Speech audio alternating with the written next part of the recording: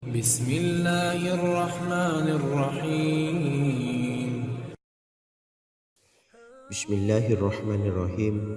Assalamualaikum warahmatullahi wabarakatuh. Allahumma sholli ala sayyidina Muhammad wa ala ali sayyidina Muhammad. Sahabat beriman yang dimuliakan Allah, senang sekali kita dapat berjumpa kembali di channel ini. Semoga kita semua selalu dalam lindungan Allah serta pertolongan Allah Subhanahu wa taala. Dan semoga kita diberikan keberkahan umur, keberkahan rezeki, dan semoga akhir hidup kita husnul khotimah. Amin Allahumma amin.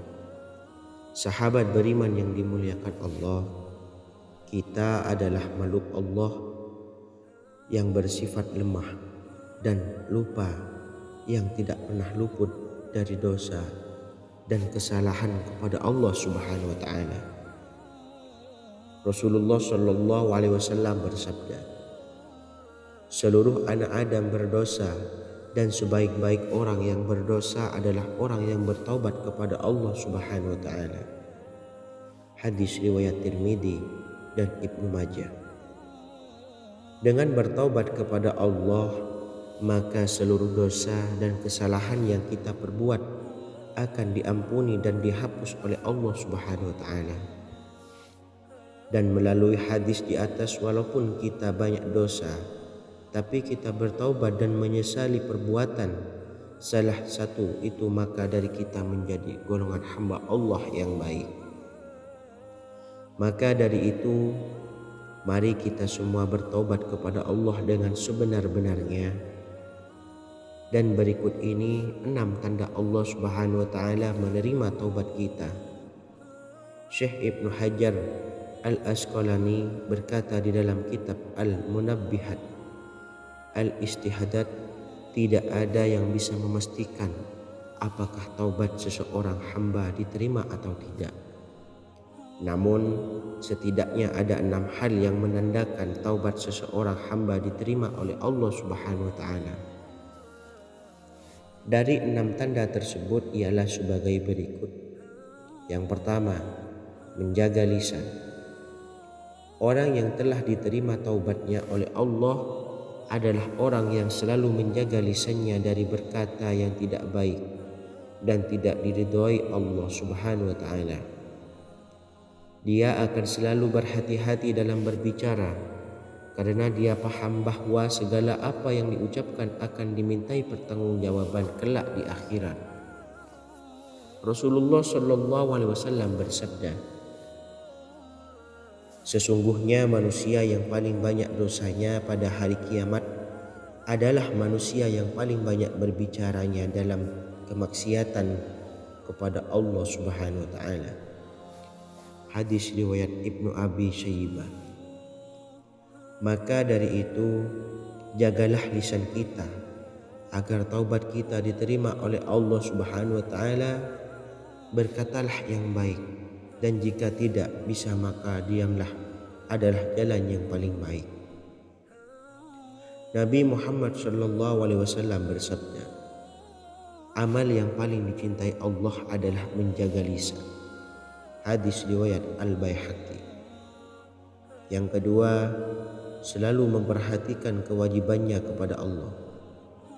Orang yang diterima taubatnya adalah mereka yang setelah bertaubat semakin menjaga sholatnya dan kewajiban-kewajiban yang lain, seperti berbakti kepada orang tua, berpuasa bulan Ramadan, dan selalu menghormati sesamanya.